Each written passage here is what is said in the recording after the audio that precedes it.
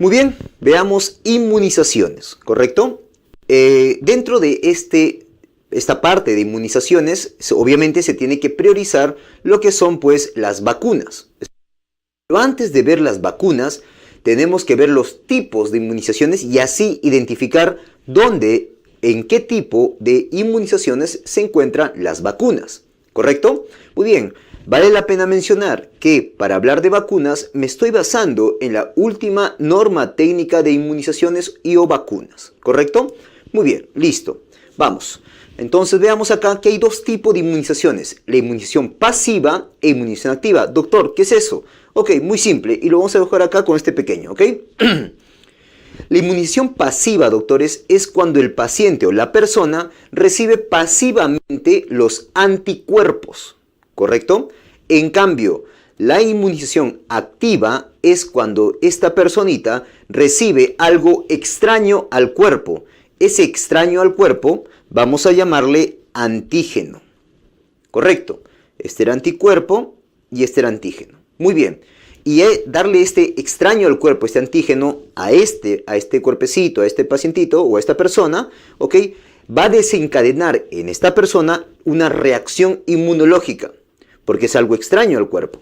Y esa reacción inmunológica, de manera activa por esta persona, va a producir sus anticuerpos. ¿Correcto?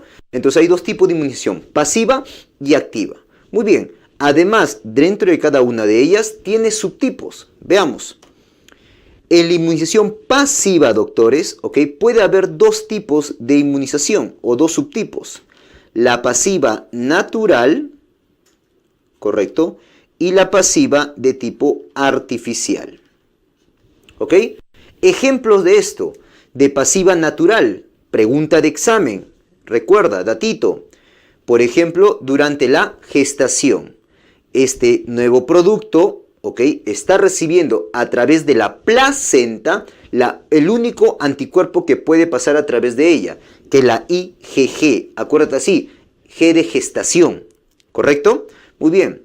Otro ejemplo, doctores, es cuando la madre le brinda a este nuevo ser a través de la leche materna diferentes anticuerpos. ¿Correcto? Recuerda, la leche materna tiene diferentes anticuerpos, pero principalmente la principal inmunoglobulina o el principal anticuerpo viene a ser el IgA. No te olvides eso. Pregunta de examen.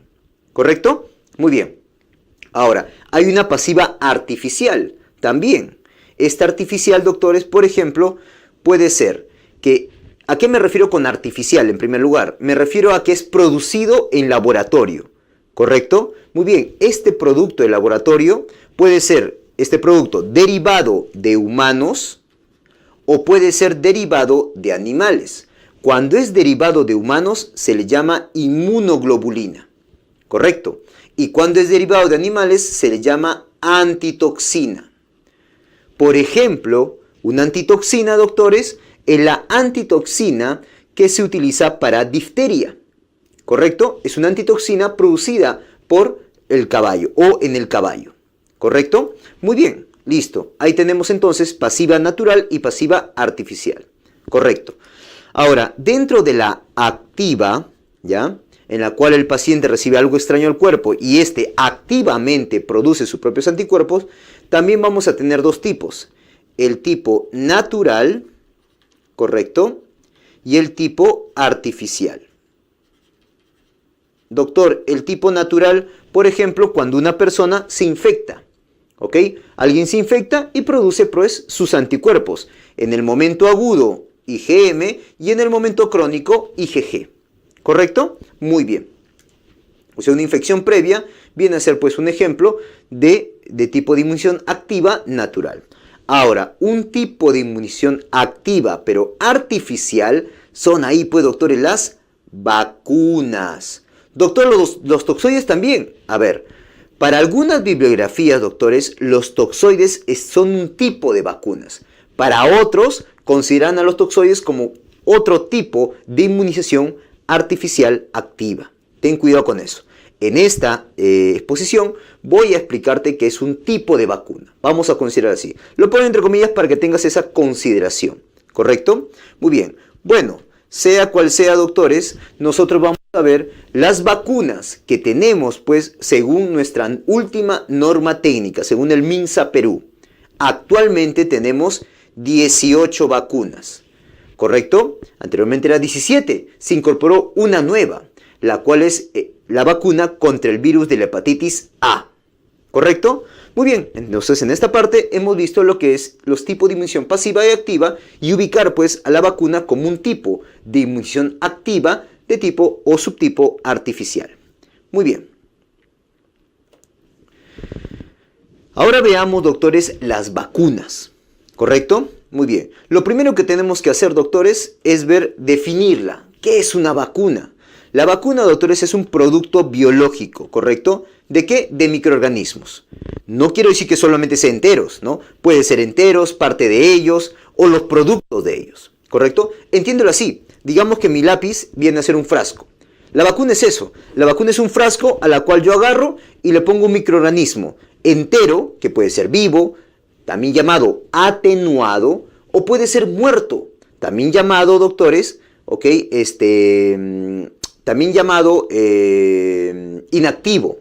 O puedo agarrar al microorganismo, al virus o a la bacteria y cortarlo en pedacitos. A eso partes antigénicas también puede ser.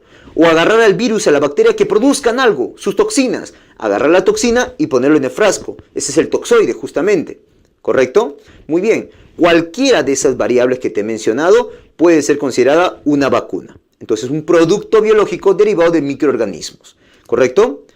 Un segundo concepto es que es destinado a generar inmunidad contra una enfermedad determinada o dos o más enfermedades determinadas. ¿Ok? Y tercero, que tiene una característica, un concepto, estimulando una respuesta inmune específica contra esa enfermedad o varias enfermedades. ¿Ok? Respectiva, pues, que va justamente esta vacuna. ¿Ya? Muy bien. Ahora, doctores, lo otro que quiero mencionarte de la vacuna son sus componentes. ¿De qué está formado el frasquito de la vacuna? Ok, si lo ponemos al microscopio, ok, van a tener estas 7 partes o 7 componentes. ¿Ya? Para esto me estoy basando en lo que menciona la OMS. La OMS habla muy bien, doctores, de los 7 componentes que incluye una vacuna. Partamos obviamente de la vedette, de la gran representante, del antígeno, del protagonista de la vacuna, que viene a ser el antígeno. Este antígeno, como lees ahí, viene a ser un componente, es el componente activo, o sea, el mismo microorganismo o parte de ella, o los productos de ella. O también, escucha bien cómo lo digo, un componente que brinde instrucciones, escucha bien, instrucciones para que pueda producirse en mis células partes del microorganismo para que luego sea reconocido como extraño.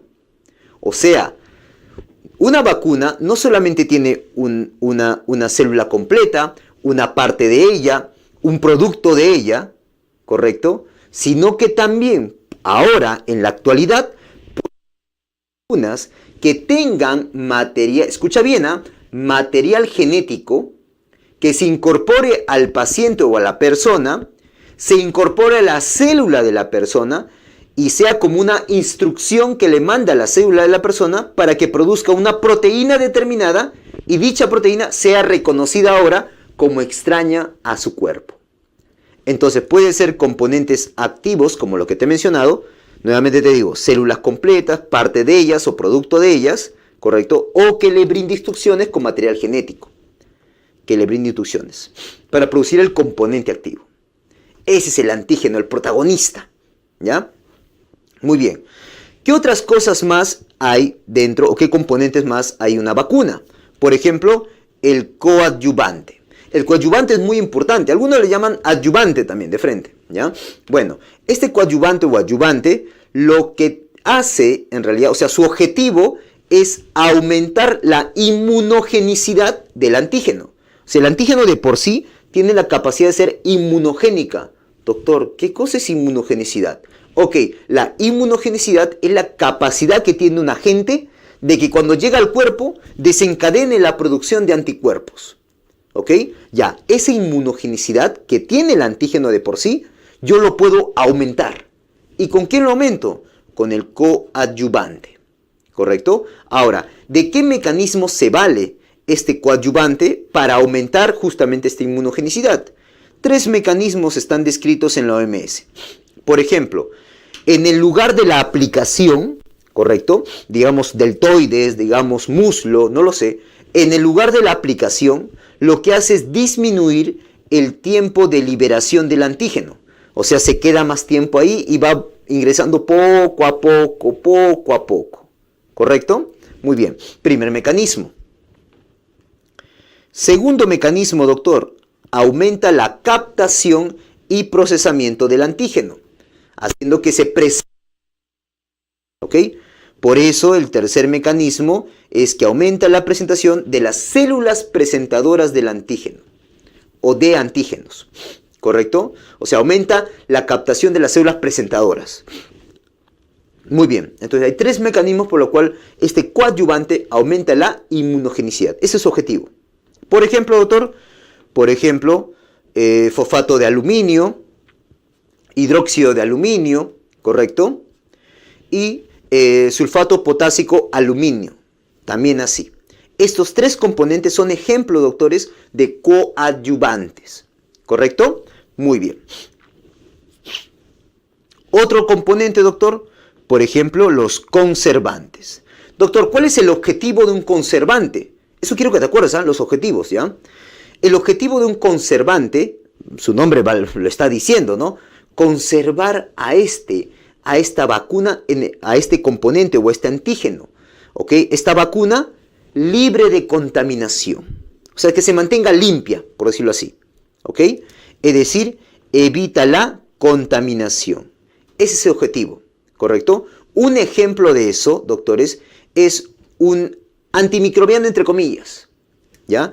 El 2-fenoxietanol. Es un ejemplo de ellos. Entonces, si alguien te pregunta, ¿para qué sirve un conservante? Para mantener limpio o evitar la contaminación del frasquito, ¿correcto? De esta vacuna.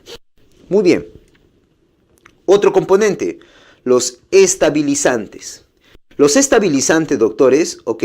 ¿Cuál es su objetivo? Como su nombre lo dice, a este frasco, el contenido del frasco lo estabiliza. Es decir, evita que se generen reacciones químicas dentro de ella. Recuerda que tiene que estar bien conservada, ¿ok? Además, evita que los componentes o que el líquido de la vacuna se pegue a la pared del vial, o sea, a la pared del frasco, ¿ya? Estabiliza entonces a la vacuna, ¿no? Ahí tenemos, por ejemplo, componentes como carbohidratos, aminoácidos, gelatina, proteínas, etc. ¿Ok? Muy bien. Otro, sustancias tensoactivas, ¿ya? Esas sustancias tensoactivas, su objetivo es evitar que precipite, que se aglutinen, que se asienten lo que son los componentes de esta vacuna, el contenido de esta vacuna, ¿correcto? Agente tensoactivo, entonces. Otro componente, los productos residuales, ¿ya? Acá, más que un objetivo, en realidad no es un objetivo, no tiene objetivo los productos residuales. ¿Qué, doctor? Entonces, lo que pasa es que en el procesamiento, en la elaboración de una vacuna, ¿ok? Va a sufrir diferentes procesos. No sé, pues, descontaminación con antibióticos, derivados de productos de proteínas del huevo, ¿correcto? No sé, si se utiliza algunos hongos en su producción, ¿ok? Eso, por más que en el proceso de la vacuna se usen y se limpien luego, ¿no? Se van a limpiar, siempre queda un cachito, siempre queda alguito. Ya, esos productos que quedan se les llaman productos residuales. Así que hay que reconocerlo, ¿ok? Muy bien, doctor. Doctor, ¿y para qué reconocerlo? Ah? Porque si tú reconoces que existen estos productos residuales, vas a entender que pueden ser las causas de ESAVIS. Doctor, ¿qué es ESAVI? ESAVI es un evento supuestamente atribuido a vacunas e inmunizaciones. ¿Correcto? Entonces, por ejemplo, ¿qué productos residuales hay, doctores? La ovoalbúmina. Por eso, hay algunas vacunas, como por ejemplo la antiamarílica, que en su procesamiento se usa, pues, proteína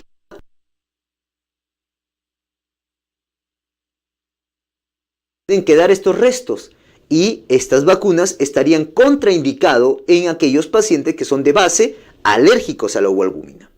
¿Ok? Entonces, por eso es importante reconocerla, ¿ya? Y bueno, algunos antibióticos como por ejemplo neomicina, usado en, ¿ok?, en el procesamiento de las vacunas, o levaduras también, algunos ejemplos. Muy bien. Por último tenemos otro componente, el séptimo componente, que es el diluyente, ¿ya? ¿El diluyente qué es? Simplemente es el componente que tiene que acompañar a la vacunita, mezclarla para diluirla nada más, ¿ok? Es un líquido para diluir y brindar la concentración correcta para la aplicación, ¿ok? O sea, yo tengo mi frasquito de la vacuna, ¿no? Tal cual, y tengo mi diluyente. Cuando las licenciadas, ¿no?, que son las encargadas de la aplicación, ¿no?, rompen el frasquito, lo diluyen a la concentración que requiere. Obviamente no es que van a calcular, ¿no?, sino que ya viene, según la fabricación o según la fábrica, el laboratorio, de cuánto diluir y cuánto queda de concentración. Y en base a eso se genera una concentración correcta. Ya, esa es la función del diluyente, ¿ok? Y el más usado obviamente es agua destilada, ¿correcto?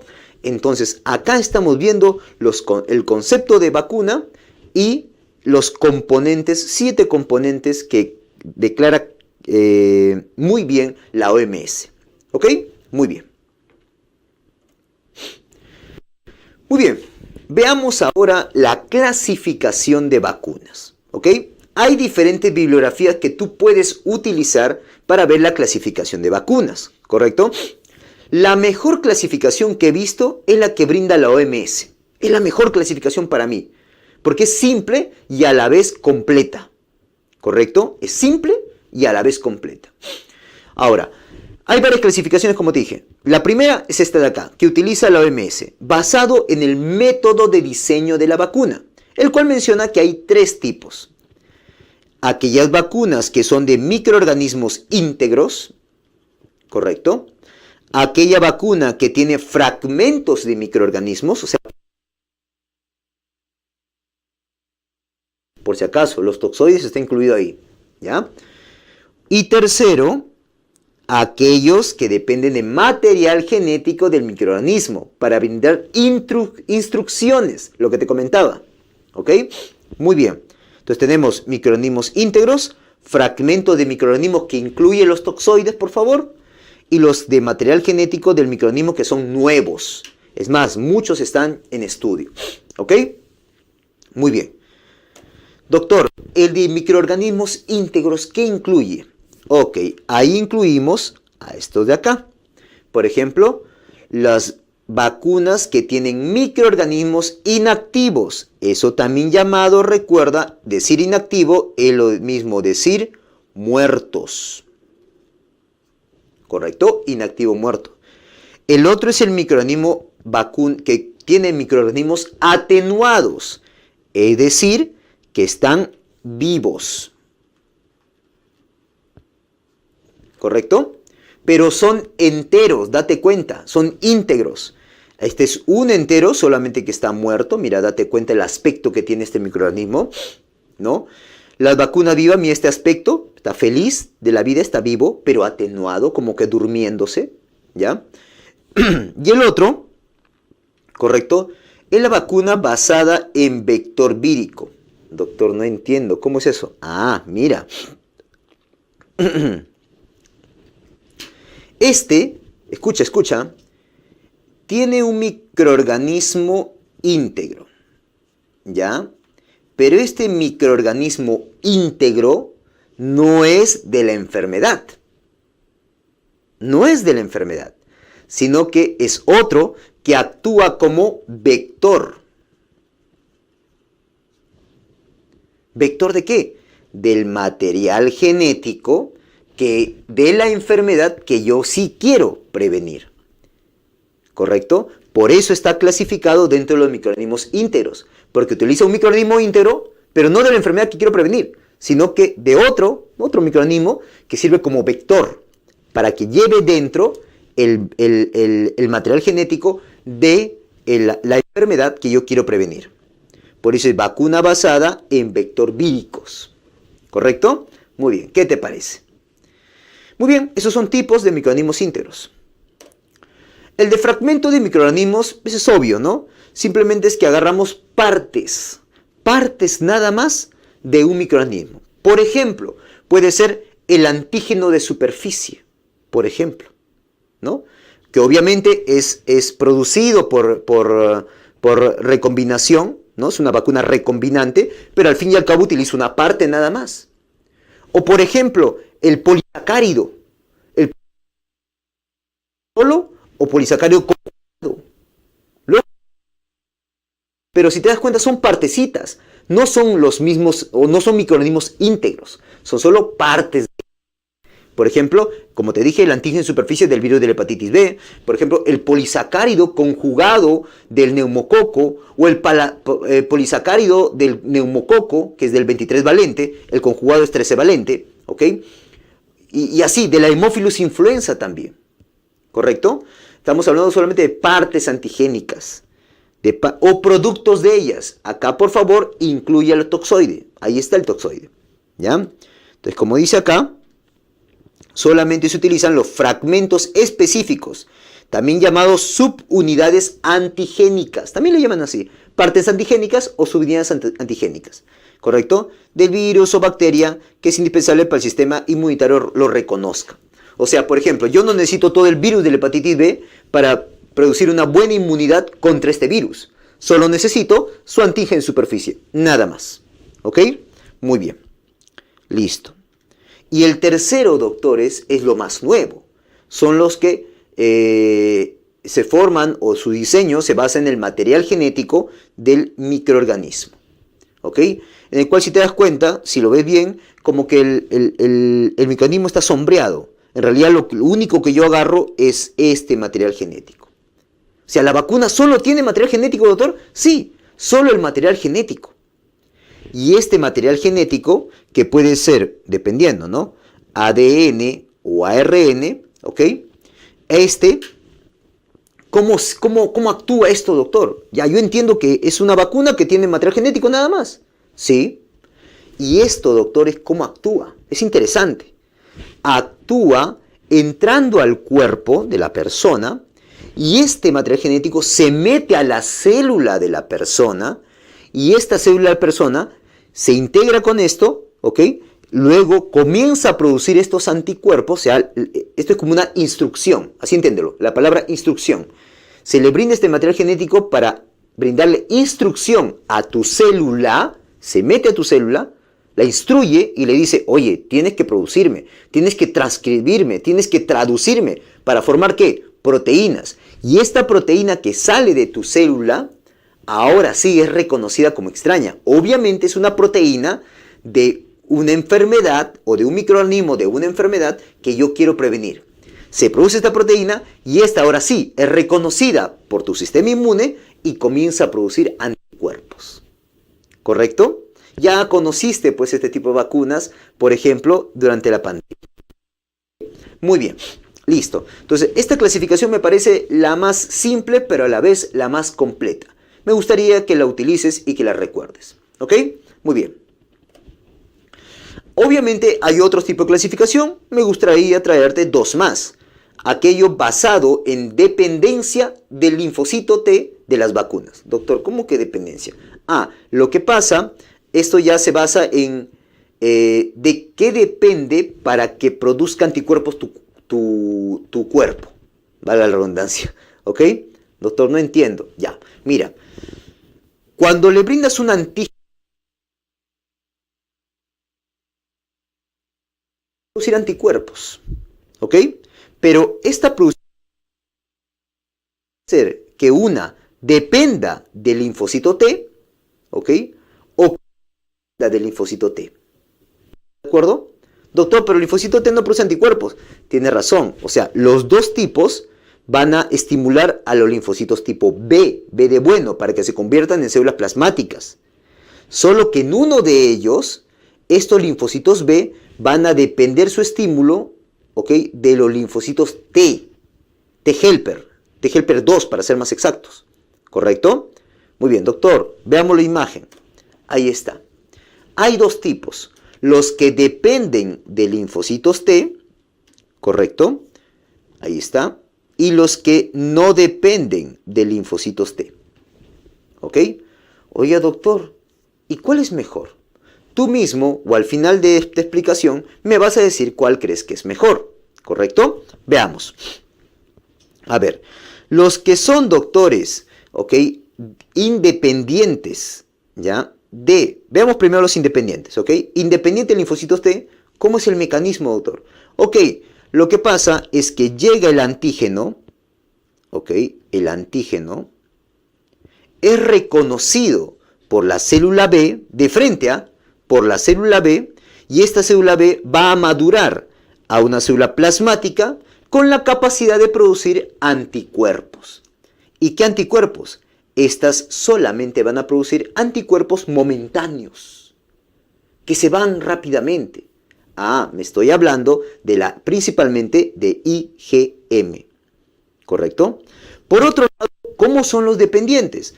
Los dependientes son que llega el antígeno, ¿correcto? El antígeno, y esto es presentado por las células T helper tipo 2 principalmente, ¿ok?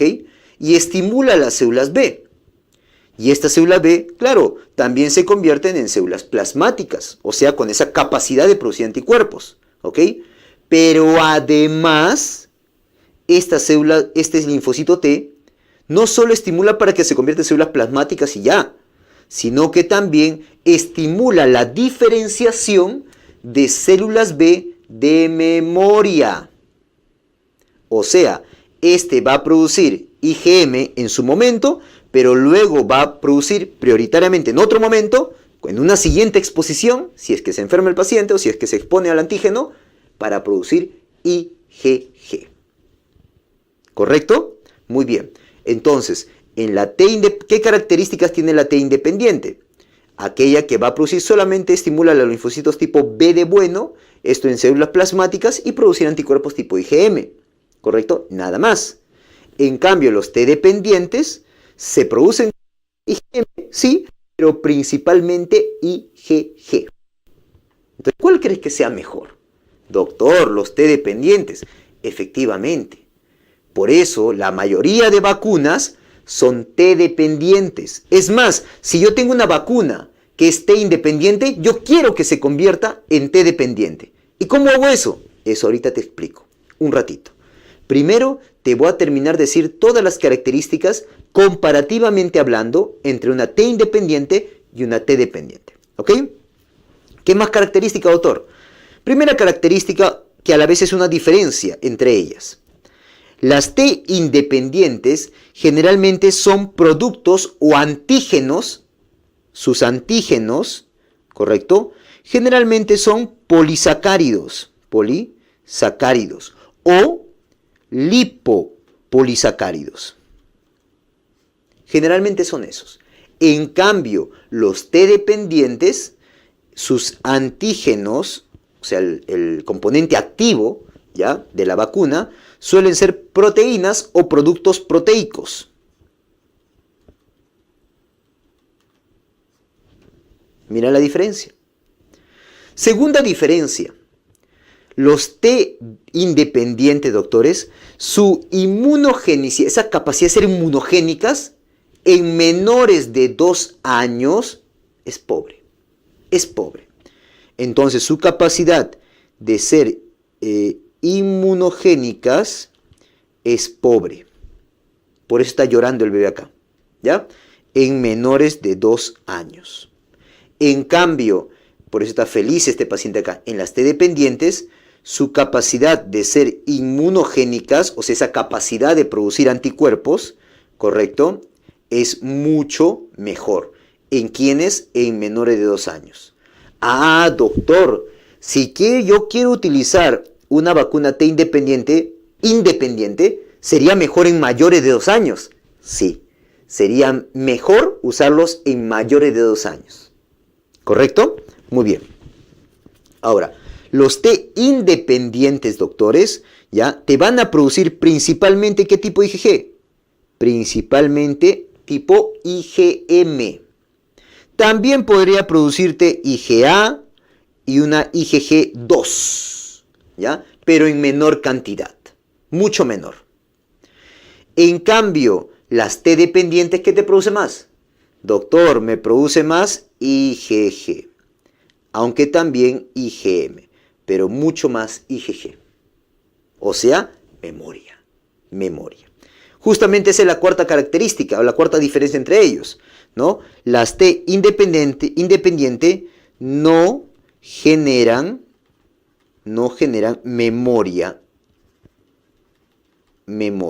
obviamente inmunológica.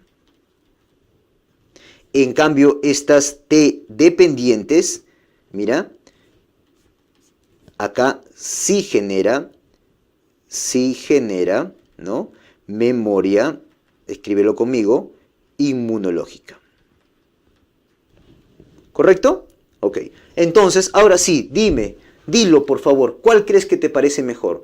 Obviamente, las T dependientes son mucho mejores. ¿Ok? Por eso la mayoría de vacunas son T dependientes. Es más, si tú tienes una T independiente, mejor trata de convertirla en T dependiente. Doctor, a ver, un ejemplo de eso que me prometió. Ok, un ejemplo. Yo quiero convertir una T independiente en una T dependiente. Por ejemplo, ¿te acuerdas esa vacuna polisacárida? Por ejemplo, la del neumococo. Existe una vacuna polisacárida, que es esta de acá, mira. Este es un polisacárido, ¿ya? Del neumococo, el 13 valente, discúlpame, el 23 valente, ¿correcto? Si solamente fuera polisacárido, es una T independiente, entonces solamente se media por linfocito tipo B y así produce anticuerpos, nada más. Doctor, pero es T independiente, yo quiero que sea dependiente, sí, y para volverla dependiente, ¿qué puedo hacer? Lo que puedo hacer, doctores, es agregarle un componente proteico, una proteína, también llamado un carrier, ¿correcto? Voy a agregarle un componente proteico o un carrier, también llamado carrier inmunológico, ¿ya? Y de esa manera, mira, ahí está el componente polisacárido, ya que está su carrier. Y ahora sí, además de estimular los linfocitos tipo B, ¿qué te va a estimular? Los linfocitos tipo T. Y así genera, ¿qué cosa? La célula de memoria. Y será mucho mejor. He tocado el gran ejemplo de la vacuna antineumocócica 23 valente, que es la polisacárida, y la 13 valente, que es la polisacárida conjugada. La polisacárida conjugada, la 13 valente, que está en nuestra norma técnica, ¿ok? ¿Para qué edad se da? Doctor, para menores de 2 años. En cambio, la 23 valente, que es solo polisacárida, pregunta de examen. ¿Para quién se da? Para mayores de 2 años. Porque es independiente. ¿Te das cuenta? Perfecto. Muy bien. Listo. Otra manera de clasificar a las vacunas, doctores, es en base a la composición de la vacuna. O sea, esta vacuna está compuesta por un antígeno, o sea, me refiero para una enfermedad, pero un solo serotipo, varios serotipos o para diferentes enfermedades. Ok, yo lo voy a clasificar de la siguiente manera. En vacunas valentes y en vacunas combinadas. Es muy simple, doctores. Una vacuna valente para mí es aquella vacuna que va dirigido para un solo microorganismo. ¿Correcto? Para un solo microorganismo. En cambio, una vacuna combinada es aquella que va dirigido para 2 o más microorganismos que generan enfermedad. ¿Ok? Esta incluso puede ser monovalente, puede ser bivalente, puede ser trivalente y así sucesivamente. ¿Correcto? Ejemplos, por favor, doctor. Perfecto. Una valente, por ejemplo, la IPV. La IPV es trivalente, por ejemplo. La IPV, la vacuna antipolio parenteral, ¿ok? Tipo Salk, ¿correcto? Otra vacuna valente, por ejemplo, o monovalente, ¿no? La antiamarílica, que va contra la cepa 17D, la antiamarílica, ¿ok? Van dirigidas esta IPV, esta antiamarílica, La APO también, otro la rotavirus, por ejemplo, la antineumocócica, por ejemplo, es otra valente, solo que es 13 valente. Hay 23 valente también. Son vacunas que van dirigidas solamente para el organismo, que puede ser mono, di o bi, tri, etcétera, valentes. Pero hay otras vacunas que son combinadas, o sea que van dirigidos para 2 o más microorganismos diferentes, ¿correcto? Para 2 o más microorganismos diferentes. Ahí, por ejemplo, un gran ejemplo, doctores, es escucha bien, la mal llamada pentavalente. Doctor, ¿pentavalente? Doctor, ¿es una vacuna valente? No, es mal llamada pentavalente. En realidad su nombre verdadero debe ser quíntuple. Pero ya bueno, ¿por qué es un buen ejemplo esta pentavalente entre comillas? Porque va dirigido para 5 microorganismos diferentes. Difteria, pertussis, tétanos, Haemophilus influenza tipo B y para la hepatitis tipo B. Son para 2 o más microorganismos diferentes. Es combinada. Otro ejemplo, el DPT. Otro ejemplo, el SPR, sarampión, papera, rubiola. ¿Correcto? Otro ejemplo que ya no está en la norma técnica. Datito, ya no está en la norma técnica. La SR, sarampión, rubiola. ¿Ok? Y así, doctores. Entonces, tomen en cuenta eso, por favor. ¿Ya? Muy bien. Ahora veamos, doctores, otros conceptos, otros acápites que me gustaría que recuerdes dentro del tema de vacunas o subtema de vacunas. ¿Correcto? Una cosa que quiero simplificarte son las vías de aplicación. Las vías de aplicación, doctores, son 4 las que tenemos. Hasta ahora, por lo menos. ¿Ok? La primera que debes acordarte, son 4, ¿ah? Y acuérdate en este orden, por favor. La primera es la de tipo intradérmica. Por cierto, si te acuerdas las 3 primeras, ¿ok? Si te acuerdas las 3 primeras, ya te acuerdas de todo. Fácil. La primera es la intradérmica. Y la única que tenemos ahí es la BCG. Puede ser preguntable, ¿eh? La única vacuna que se aplica por vía intradérmica. BCG. Punto. Bacilo de Calmund-Guerin. Para prevenir tuberculosis en su forma graves. ¿Correcto? Muy bien. Ya. Lo otro, número 2. Aquellas que van por vía oral. Ahí tenemos, ¿quién, doctor? Ahí tenemos a la APO y a la rotavirus. APO y rotavirus. Fácil de acordarse. ¿Ok? 3. Aquellas que se aplican por vía subcutánea. ¿Correcto? ¿Quién tenemos ahí, doctor? Voy a abrir corchetes o un gran paréntesis mejor. ¿Ya? ¿Quién tenemos ahí? Subcutáneo. SPR. La SR, que por cierto lo voy a poner en un asterisco porque ya no está en tu norma técnica. ¿Correcto? SPR, SR. ¿Quién más? La antiamarílica. Otra, antiamarílica. ¿Ya? Y la de varicela. Entonces, estas son las que están por vía subcutánea. Si te acuerdas hasta ahí, esos 3, o sea, intradérmico, vía oral y subcutáneo, ya está, ya te aprendiste todo. ¿Por qué, doctor? Porque la cuarta, que es de tipo intramuscular, es fácil. Es todas las demás. Punto. Todas las demás. Punto, doctor. Fácil. ¿Ok? Muy bien. Otra cosita, otro datito que me gustaría que te acuerdes es lo siguiente. La vacuna en asplénicos. Pueden ser asplénicos funcionales o asplénicos anatómicos. Cualquiera de las dos opciones. Funcionales o anatómicos. Por ejemplo, un paciente con drepanocitosis que se autoesplenectomiza, ¿no? O por ejemplo, un paciente con esferocitosis hereditaria que le voy a hacer esplenectomía como tratamiento curativo de la hemólisis. Eso lo veremos en hematología, ¿correcto? Muy bien, en ese tipo de pacientes que se quitan el vaso o que hay que priorizar 3 vacunas. ¿Vacunas para quién? Para los capsulados.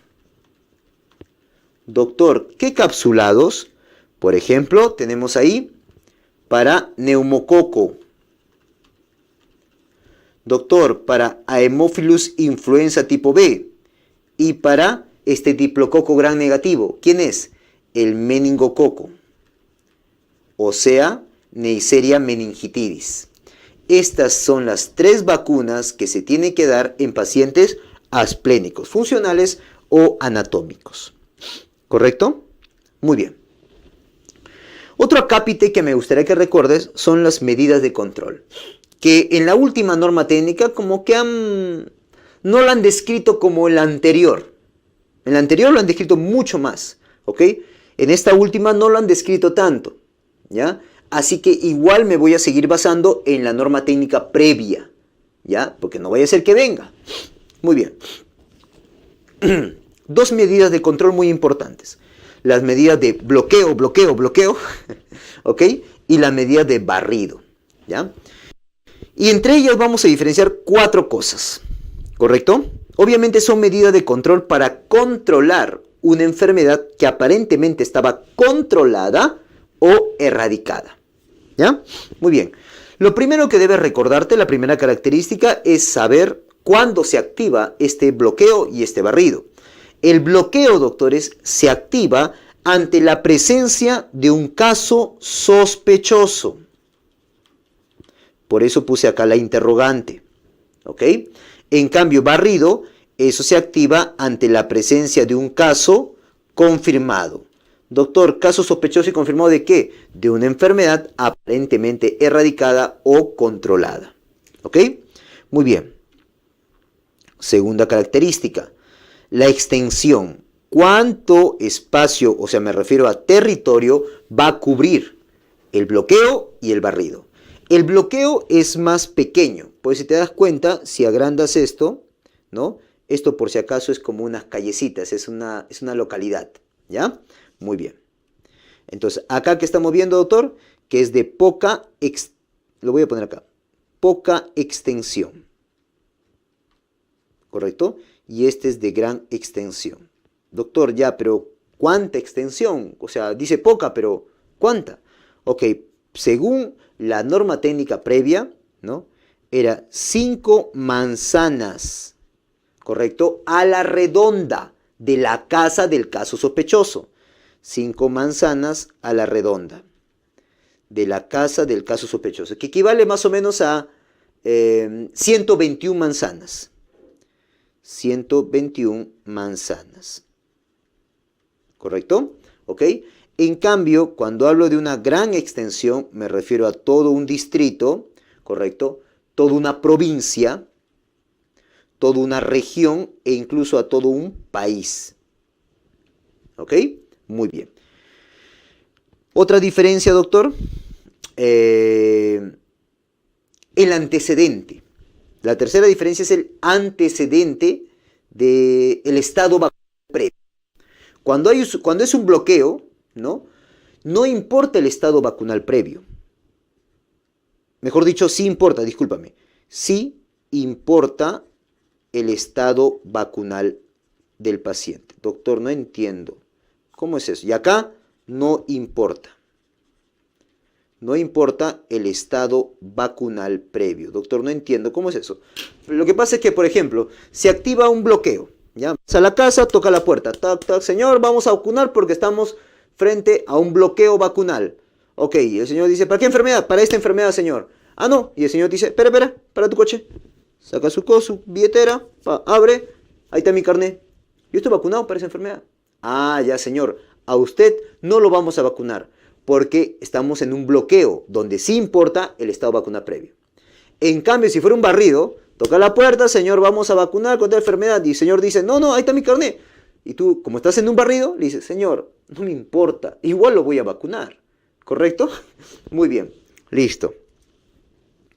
Y la cuarta diferencia, por otro colorcito, es la ejecución de la vacuna. Obviamente en un bloqueo va a ser mucho más rápido, ¿correcto? La ejecución, ¿ok?, de esto tiene que ser rápido, en las primeras 48 horas, idealmente, ¿no? Idealmente, claro, en un mundo ideal, pues, ¿no? En cambio acá la ejecución, ¿correcto?, también tiene que ser rápida, ¿ya? Lo más rápido posible, pero dice la literatura o la norma técnica, máximo 2 a 4 semanas, ¿ya? Máximo en 2 a 4 semanas. Entonces, esas 4 diferencias me he dado cuenta que existe entre un bloqueo y un barrido vacunal, teóricamente hablando, obviamente. ¿Ok? Lo otro, doctores, que quiero que recuerdes son los ESAVI. Doctor, ¿qué es ESAVI? Apúntalo. ESAVI es un evento supuestamente atribuido a vacunas e inmunizaciones. ¿Correcto?